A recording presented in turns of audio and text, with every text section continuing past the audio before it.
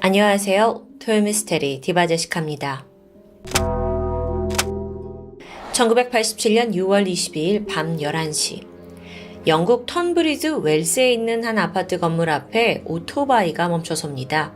거기서 내린 사람은 2명이었는데 25살의 여성 웬디 넬과 그녀의 남자친구 이안 플러스였어요. 이 두 사람이 모처럼 즐거운 데이트를 마치고 웬디의 아파트 앞에 도착한 참이었죠. 웬디는 이안에게 잘 가라고 짧은 키스를 하고 인사를 나눴고요. 남친의 오토바이가 사라질 때까지 손을 계속 흔들었습니다. 그리고 다음날 아침, 웬디가 직장의 모습을 드러내지 않았습니다. 그녀는 막 일을 시작한 사회초년생이었기 때문에 무단 결근은 좀 어이없는 일이었어요. 급히 직원들은 그녀의 남자친구에게 연락을 했고 걱정이 된 이안은 바로 그녀의 아파트로 향하게 되죠. 근데 아무리 벨을 누르고 문을 두드려봐도 기척이 없습니다. 그래서 건물 밖으로 나가서 웬디가 사는 집을 이렇게 올려다보게 돼요. 오라, 창문이 활짝 열려있는 거예요. 뭔가 불길함을 느낀 이안은 지붕으로 올라가서 창문을 타고 내려와 간신히 그 안으로 들어가는데 성공합니다. 웬디는 집 안에 있었습니다. 그녀는 침대에 누워서 머리 끝까지 이불을 덮은 상태였어요. 겉으로 보기에는 깊은 잠에 빠져 있는 듯 했죠. 그래서 이안이 그녀를 깨우기 위해 조심스레 머리를 쓰다듬었는데 아무런 미동이 느껴지지 않습니다. 다급히 그녀의 눈꺼풀을 열어봤고 그제서야 웬디의 숨이 끊긴 걸 알아챕니다. 신고를 받은 경찰들이 현장에 도착을 해서 웬디의 시신을 살펴보니까 머리에 구타당한 흔적이 보였습니다. 자세한 부검 결과 사인은 질식사였고요. 그런데 거기에 더해 그녀가 성폭행을 당한 정황도 발견됩니다. 더 끔찍한 건 이 성적 학대가 살해당한 직후에 일어난 것으로 추정된다는 점이었어요. 한 젊은 여성이 자취하던 아파트에서 벌어진 살인사건. 경찰들은 몇 주간 범인을 추적했지만 수사는 쉽지 않았습니다. 그리고 5개월 뒤인 11월 24일에 인근에서 유사한 범죄가 또 발생합니다. 첫 현장 그 아파트에서 불과 400m 밖에 떨어지지 않은 곳이었는데 20살의 여성 캐롤라인 피어스. 그녀 또한 지난밤 자정이 다 된 시각에 택시를 타고 아파트로 귀가했어요. 하지만 다음날 자기가 일하던 레스토랑에 출근을 하지 않았죠? 지인들이 집에도 가봤지만 그녀의 모습은 보이지 않아요. 그래서 캐롤라인은 이후 실종 상태로 조사가 이어졌죠. 근데 이 사건 전날 밤에 비명소리를 들은 이웃이 있습니다. 여자 목소리로 No, no, no, no! 이렇게 반복적으로 말하다가 30초간 비명을 질렀다는 증언이에요. 하지만 이런 증언에도 불구하고 역시 수사는 지지부진했죠. 결국 3주 후 근처 공원에 있는 배수로에서 캐롤라인의 시신이 발견됩니다. 사실 그녀는 생전 자기 동네에서 혼자 사는 여성이 집에서 살해당했다라는 소식을 접하고는 즉각 창문에 있는 잠금 장치를 다 새로 바꿨을 정도예요. 또 직장과 자기 아파트가 가까웠거든요. 그럼에도 불구하고 한동안 굳이 택시를 타고 귀가해 왔었죠. 하지만 그럼에도 불구하고 비극의 그림자를 피할 수 없었던 겁니다. 자, 이 두 젊은 여성의 죽음에는 몇 가지 공통점이 있습니다. 모두 단칸방에 혼자 살고 있었다는 점이고요. 또 거의 동일한 머리 부상을 입었고 시신이 나체 상태로 발견되었다는 점도 동일했어요. 사건 시각 또한 저녁 11시 이후로 야심한 때에 발생했고요. 근데 사실 이것만으로 동일범 소행이라고 쉽게 단정 짓긴 좀 어렵죠. 그래서 우선은 개별적으로 수사가 진행이 되었지만 경찰 역시 동일범일 수도 있다는 의심을 거두진 않았다고 합니다. 좀 더 자세히 증거들을 살펴보면 앞서 웬디 사건의 경우 현장에서 제3자의 DNA가 발견되긴 했어요. 침대 옆에 비닐봉지가 있었는데 거기에 혈흔이 찍힌 지문이 남겨져 있던 거예요. 또 블라우스에도 범인의 것으로 추정되는 발자국이 찍혀 있었고요. 이게 사실 지금 현대시대에서는 굉장히 결정적인 증거가 될 수 있겠죠. 하지만 당시만 해도 법의학이 워낙 열악했고 또 데이터베이스도 제대로 확립되지 않았던 때였기 때문에 그렇게 많은 발효를 하진 못합니다. 참고로 DNA 지문 채취가 법의학에서 최초로 사용된 건 그때로부터 불과 1년 전 1986년이었다고 해요. 그러니까 아직은 좀 미비한 상태죠. 해당 증거들은 당장 범인을 잡는 데 큰 역할을 하진 못했습니다. 그렇게 웬디와 캐롤라인 살인 사건은 영구미제로 묻히고 말게 되는데요. 모두의 기억 속에서 점점 시간이 지나며 사건은 잊혀지기 마련이죠. 하염없이 시간이 흘렀고 무려 33년째가 되던 지난 2020년 12월 갑자기 미제 사건을 담당하고 있던 영국 경찰이 놀라운 사실을 발표합니다. 그동안 베일에 쌓여있던 이 원룸 살인 사건의 용의자가 체포되었다는 거예요. 경찰이 공개한 그 범인의 정체? 2020년 그 당시에 66세였던 데이비드 풀러. 그는 사건 현장과 멀리 떨어지지 않은 텀브리지 웰스 병원에서 전기 기술자로 근무하던 사람입니다. 같은 병원에서 그와 굉장히 수십 년간 근무했던 간호사들 또 의료진에 따르면 그는 데이비드 풀러는 완벽한 신사예요 라고 기억해요. 말수가 없고 조용한 편에 아주 성실한 직원이에요. 쉬는 날에는 취미로 라이딩을 즐기는 그러니까 사실 특이점을 딱 잡아낼 것도 없는 그냥 평범한 동료였다는 의견이에요. 데이비드 풀러는요, 개인적으로 봤을 때 지금까지 3번의 결혼을 했거든요. 그 사이에서 또 3명의 자녀를 두고 있는 것으로 알려져 있고요. 근데 동료들의 이런 좋은 평판과 달리 그의 집 주변에 사는 이웃들은 그를 좀 다르게 기억하고 있었습니다. 데이비드 풀러가 옆집 사는 주민들과 눈을 마주치는 걸 극도로 거부하는 사람이었다고 해요. 그리고 한여름에도 이 집 창문 블라인드를 올리지 않아서 집 자체가 거의 폐쇄적인 느낌이 들잖아요. 그래서 좀 오싹한 느낌을 받기도 했다고 하고요. 또 다른 이웃은 데이비드 풀러가 종종 새벽 한 2시쯤 차를 몰고 어딘가로 가는 소리를 듣는다고 말합니다. 어딘가 좀 비밀스럽고 수상한 이웃. 한편 지난 33년 동안 영국의 DNA 데이터베이스 기술이 빠르게 발전했죠. 덕분에 웬디 살해 현장에서 채취한 그 DNA 샘플 분석도 다시 이루어지게 된 겁니다. 그 결과 부분적으로 일치하는 약 90명의 사람들이 확인됐어요. 그 중에서 특히나 높은 일치율을 보이던 사람이 바로 데이비드 풀러의 친형이었습니다. 참고로 보관한 지 30년도 더 된 이런 DNA에서 높은 일치율이 보이는 확률은 10억 분의 1 정도라고 합니다. 그러니까 쉽지 않은 확률이에요. 그래서 경찰은 일단 풀러의 형한테 달려갔죠. 조사를 했는데 그는 사건 당시에 이 동네에서 아주 멀리 떨어진 곳에 살고 있어요. 범인일 수가 없어요. 그래서 다음으로 경찰은 같은 유전자 정보를 가지고 있는 형제들한테 시선을 돌렸고 그중 데이비드 풀러가 지목된 겁니다. 가까운 곳에 살고 있잖아요.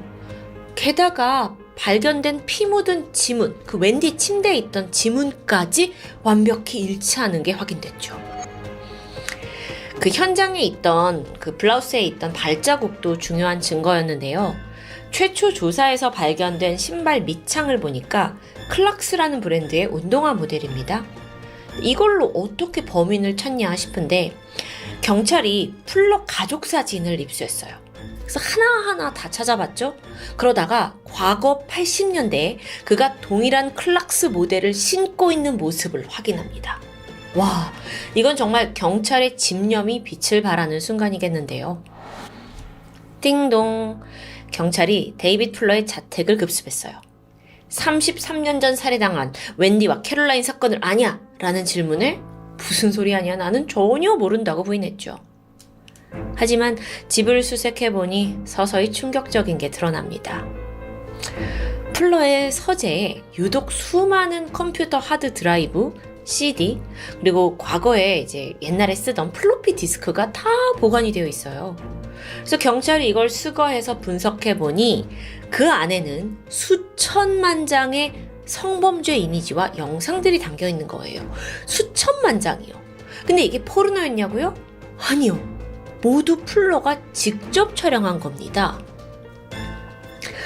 그런데 자세히 이 사진을 좀 더 살펴보던 경찰이 경악하고 말죠. 사진 속의 여성들이 살아있는 것 같지가 않아요. 죽은 시신이었던 겁니다. 게다가 이게 어디서 촬영됐는지 그 배경을 살펴보니까 모두 동일한 곳이었는데 거기가 바로 영안실입니다. 시신을 보관하는 그 차가운 영안실에서 이 데이비드 플러라는 사람이 수년간 자행해온 끔찍한 행위, 그게 고스란히 사진과 영상의 컬렉션처럼 남겨져 있었던 거예요. 이 정말 더럽고 역겨운 컬렉션이 2008년부터 무려 12년간 한 부씩 계속 늘어나 있었습니다. 와. 자, 정리해보자면요. 데이비드 플러는 웬디와 캐롤라인 사건의 진범이 맞습니다. 2명의 여성을 80년대 후반에 살해하고 수사망 피해서 숨죽이고 살고 있었던 거예요. 하지만 자기의 추악한 성욕을 더 이상 억누를 수 없었죠. 그래서 어느 순간 은밀하고 더 역겨운 방법을 생각해냈는데 그 대상이 바로 죽은 여성의 시신이었습니다. 기억하시죠? 이 사람 직장이 텀브리지 웰스 병원입니다. 플러는 병원 내부 관계자였기 때문에 출입카드를 당연히 소지하고 있어요. 이걸 통해서 병원 어디든지 갈 수 있었고요. 영안실도 맘만 먹으면 아무도 없는 새벽 시간에도 혼자 접근할 수 있었던 거죠. 특히나 영안실에서도 따로 마련된 검안실이라는 이런 장소는 죽은 이의 품위를 지키기 위해 CCTV를 설치하지 않는 게 관례였습니다. 플러가 이 사각지대를 이용해서 그곳에서 무분별한 범죄를 저질렀던 겁니다. 실제 출입 기록을 확인해 본 결과 그는 근무 시간뿐만 아니라 밤늦게 영안실에 홀로 들어간 기록이 고스란히 남아 있었어요. 그러니까 아까 새벽에 막 나가더라, 그걸 본 목격자들, 이웃들의 증언과 정확히 일치하는 부분이기도 해요. 와, 이 시신에 대한 데이비드 플러의 집착은 거의 병적이었습니다. 영안실에 수많은 시신이 안치되어 있잖아요. 그런데 이걸 하나하나 장부와 또 시체 식별 태그를 통해서 자기가 치밀하게 인적 사항을 다 수집해둔 거예요. 뿐만 아니라 이 죽은 이의 페이스북이나 SNS를 막 들어가서 정보를 지속적으로 수집한 사실도 포착됩니다. 정말 설명하면서 이거 너무 역겹죠. 이렇게 피해를 입은 시신이 확인된 것만 최소 102구예요. 102구요. 근데 플러가 실제로 컬렉션을 만들기 9년 전인 1999년부터 이 병원에서 근무를 시작했거든요. 그렇기 때문에 컬렉션이 2008년부터 시작됐지만 사실 1999년부터 2008년까지 더 추가적인 피해가 있을 수 있다는 거죠. 사람이 어떻게 이럴 수 있죠? 이렇게 2건의 영구미제 사건의 범인을 조사하는 과정에서 그의 끔찍한 민낯이 드러났죠. 플러는 2건의 살해 혐의뿐만 아니라 시신 능욕 혐의 51건에 대한 범행을 인정합니다. 어떻게 살해를 한 건가 알아보니까 그 첫 번째 타겟이 된 웬디는 마트에서 일을 하고 있던 중 우연히 플러를 고객으로 만났다고 해요. 별 이유 없이 표적이 된 거예요. 그렇게 첫 범행을 저지른 이후에 역시나 400m 떨어진 가까운 곳에 혼자 살던 캐롤라인을 노린 거고요. 웬디와 달리 캐롤라인은 아예 일면식도 없던 사람입니다. 자, 이렇게 살인과는 좀 별개로 시체 능욕 혐의에 대해서 플러는 좀 다소 안일하게 진술하는 듯 했어요. 자기가 언제 이런 일을 시작했는지, 얼마나 많은 사람들을 학대했는지 기억할 수 없다, 기억이 나지 않는다, 나 몰라라 식으로 그냥 묻고 간 거죠. 2021년 12월 법원은 2008년부터 12년간 102구의 시신을 능욕하고 또 과거 2명의 여성을 성폭행 및 살해한 혐의로 데이비드 플러에게 유죄를 선고합니다. 그가 받은 처벌은 종신형 2번. 종신형이 종신형이에요. 그러니까 한 번이 부족해서 2번을 받았고요. 거기에 또다시 징역 12년이 추가됩니다. 이건 그야말로 가석방은 상상도 하지 말고 죽을 때까지 감옥에서 썩어라 라는 의미로 볼 수 있겠죠. 이건 당시 영국의 역사상 역대 2번째 최고형으로 기록됩니다. 그렇게 판결이 난 이후 그는 현재까지 영국의 교도소에 수감되어 있고요. 범인이 밝혀지기 전까지 웬디와 캐롤라인의 가족들은 30년이 넘는 긴 세월 동안 서로를 의지해왔다고 합니다. 그러면서 잊혀져가는 두 소녀의 억울한 죽음을 밝히고자 노력했어요. 살인범이 죗값을 받는다는 건 사실 유가족에게는 근본적으로 그 어떤 것과도 바꾸지 못할 겁니다. 소중한 일을 잃은 상실감과 고통은 사라지지 않으니까요. 다만 살인범이 영영 격리되어서 더 이상 그 누구에게도 고통을 주지 못한다는 사실, 그게 남겨진 가족과 피해자들에게 최소한의 위안이 되겠죠. 마지막으로 데이비드 플러의 이중성을 다시 한번 느낄 수 있는 내용이 남아 있습니다. 그가 2명의 여성의 집에서 들어가서 잔혹하게 살해하고 성욕을 풀었던 바로 그 해에 그는 첫 번째 결혼식을 올렸습니다. 어쩌면 자기의 범죄가 영원히 묻힐 거라고 생각했던 걸까요?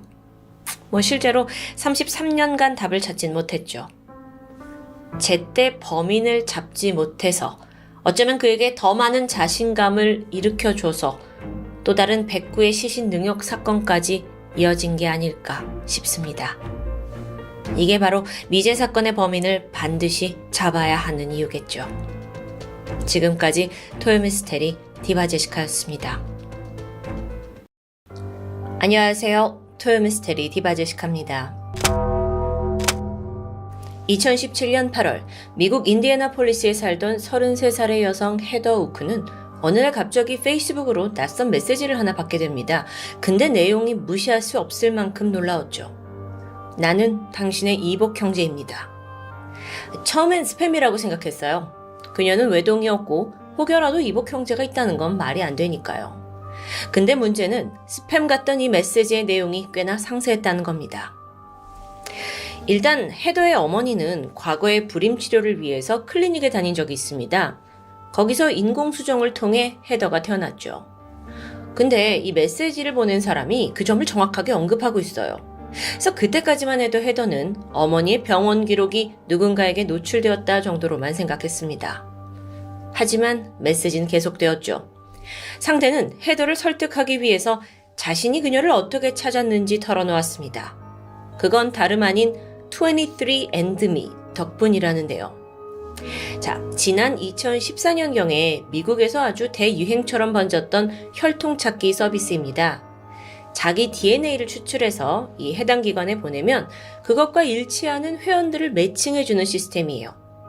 미국이 워낙 땅덩어리도 넓고 또 수많은 이민자가 살다 보니까 자신의 뿌리, 나아가서 흩어져 있는 친척을 찾아보자는 취지였겠죠. 23andMe도 그런 업체 중 하나였고요.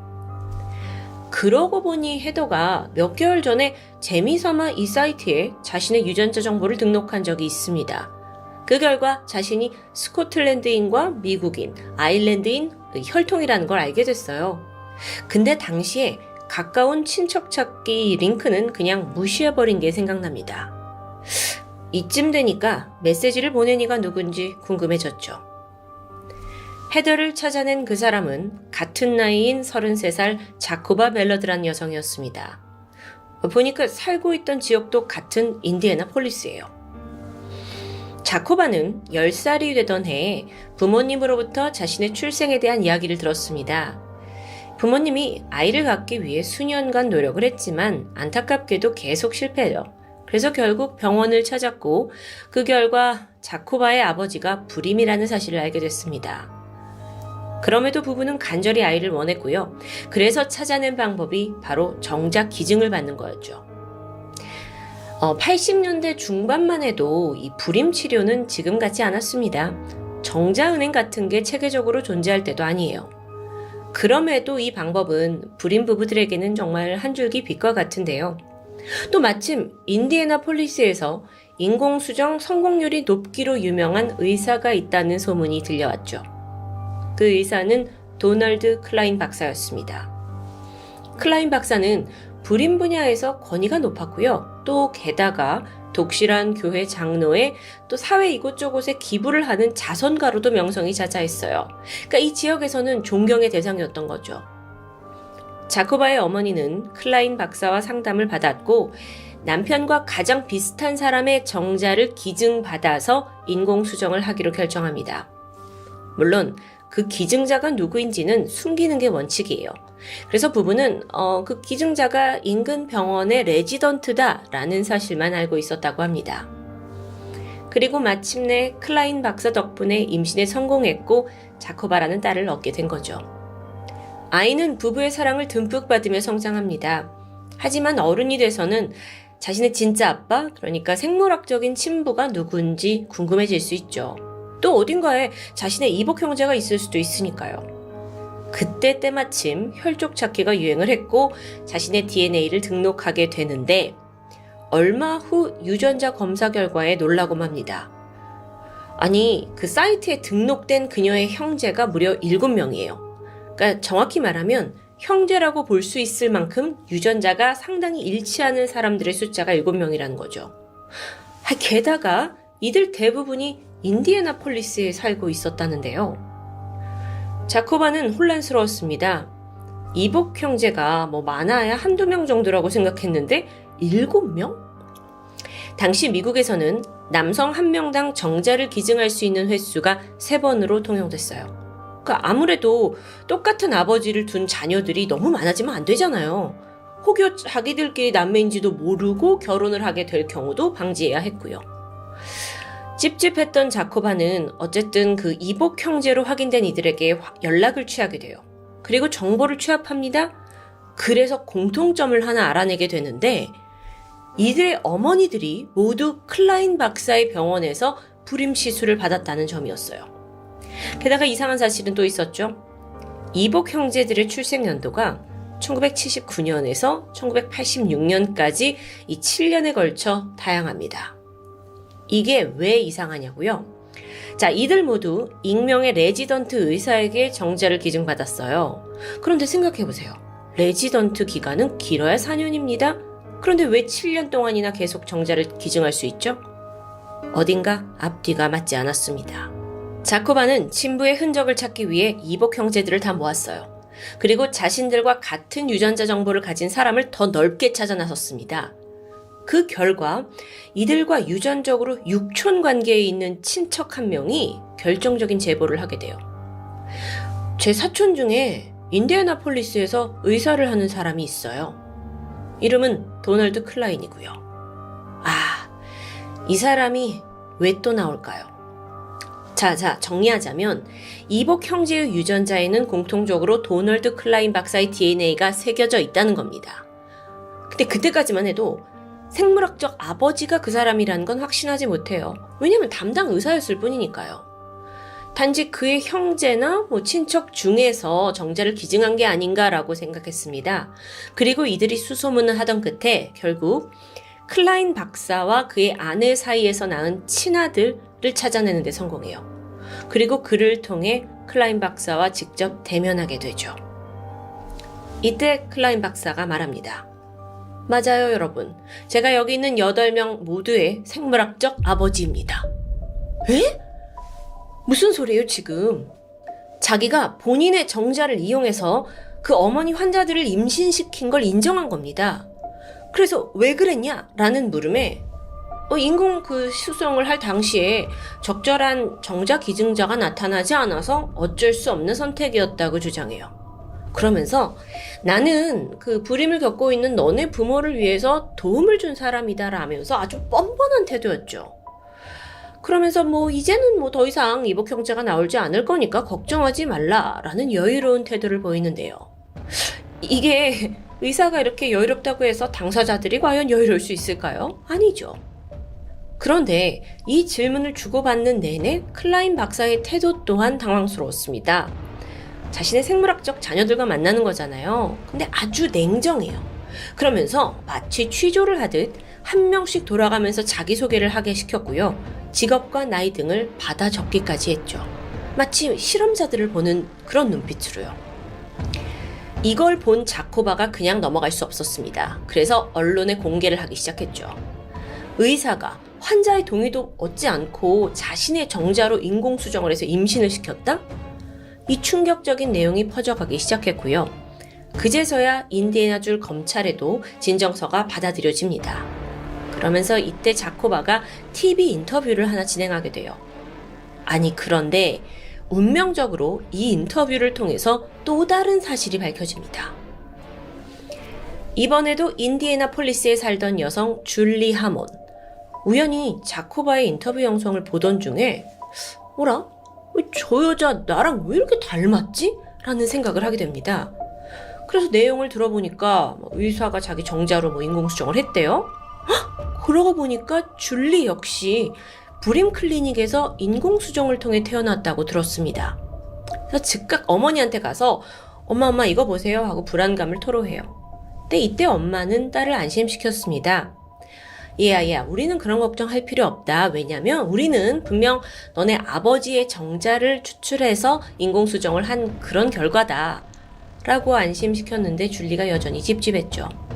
그래서 결국 그녀는 자코바에게 연락을 해서 DNA 검사를 진행합니다. 그 결과는 유전자 일치. 이게 무슨 상황이에요?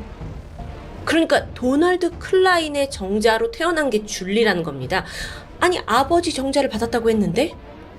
알고 보니까 이 클라인 박사가 의뢰인의 남편 정자를 폐기하고 자신의 것을 사용해버린 거예요. 여태까지는 정자 기증자가 없어서 어쩔 수 없이 자기의 것을 사용했다고 했는데 이건 말도 안 되는 사기 행각이잖아요.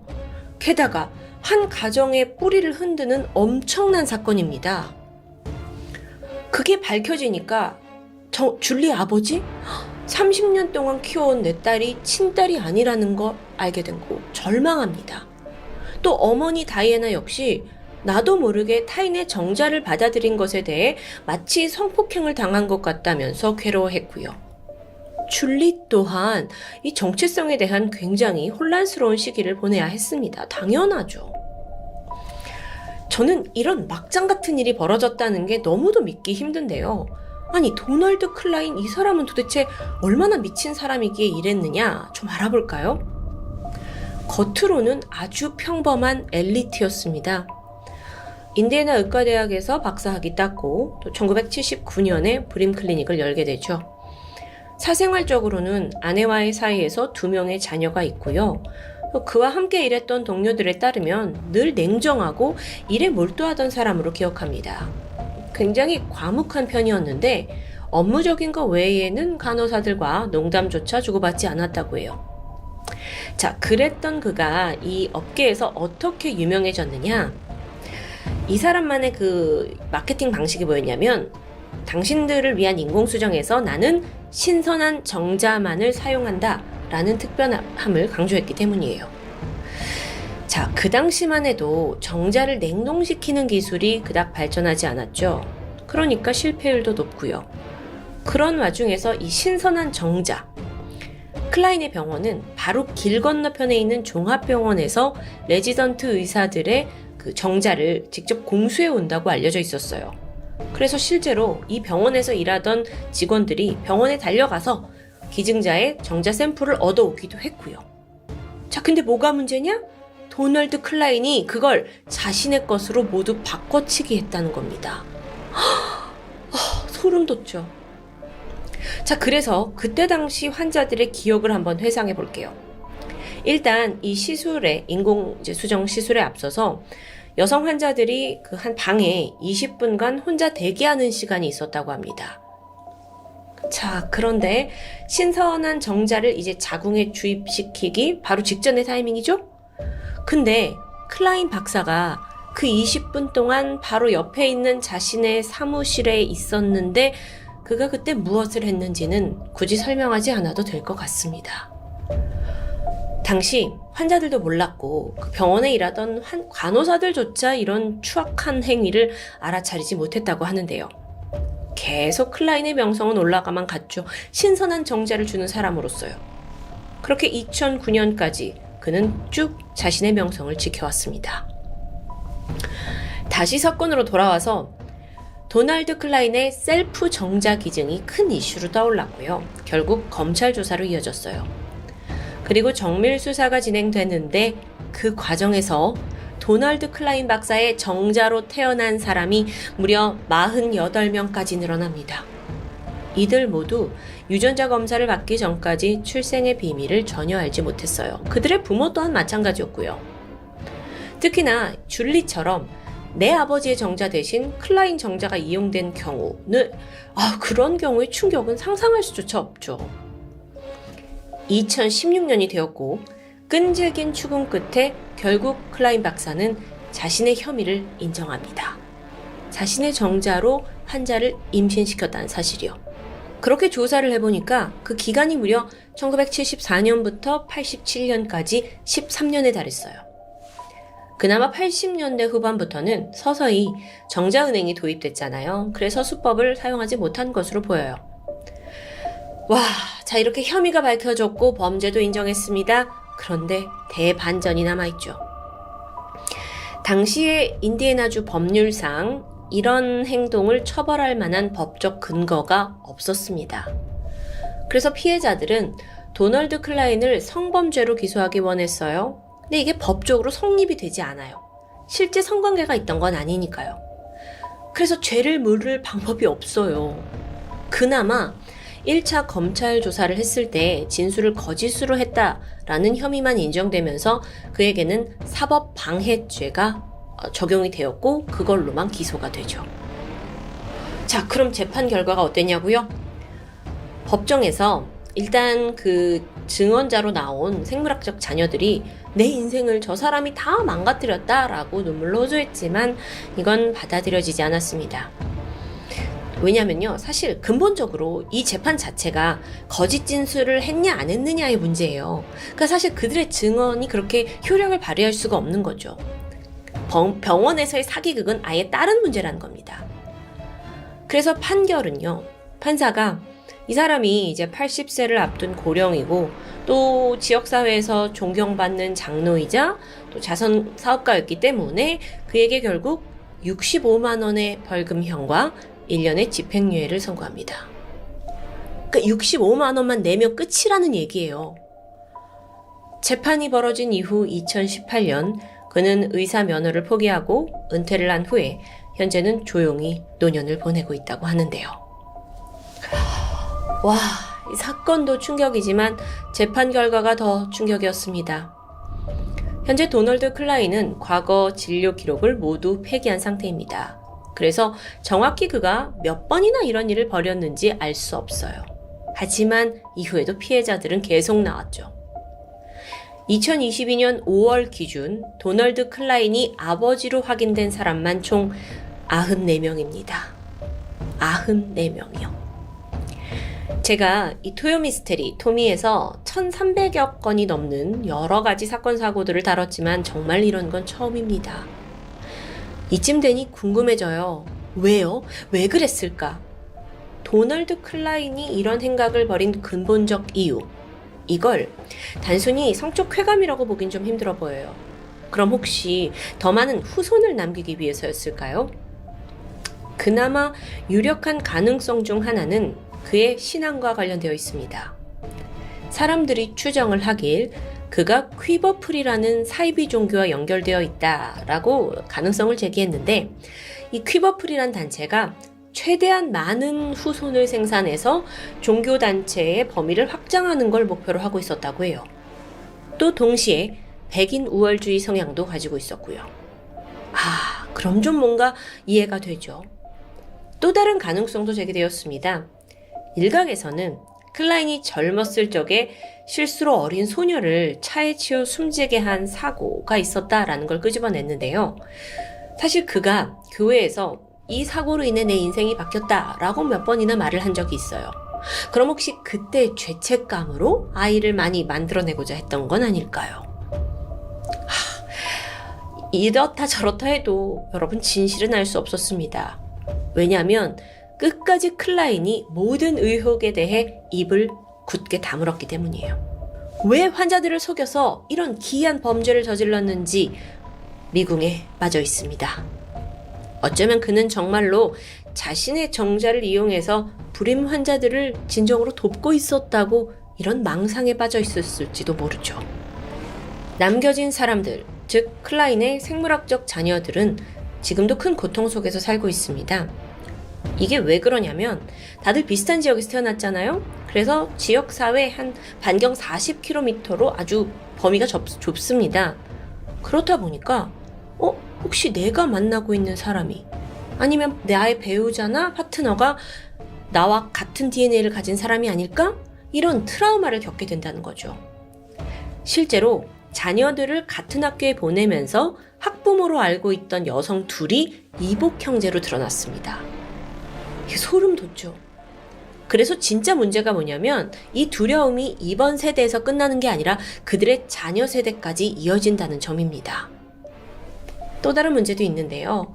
클라인의 생물학적 자녀의 상당수가 자가면역 질환이라는 병을 앓고 있다는 거예요. 클라인 본인 또한 같은 병으로 오랫동안 약을 복용한 것으로 알려져 있고요. 유전적 요인을 의심하지 않을 수 없죠. 지난 2022년 넷플릭스에서 이 사건을 다룬 다큐멘터리 우리의 아버지를 공개했습니다.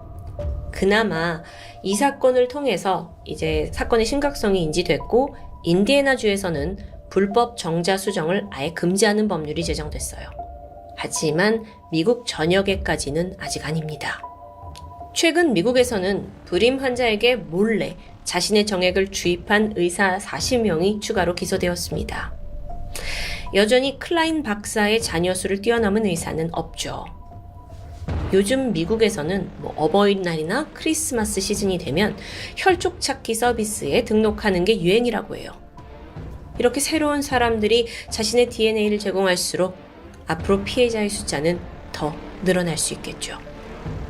정말 소름 돋는 사건.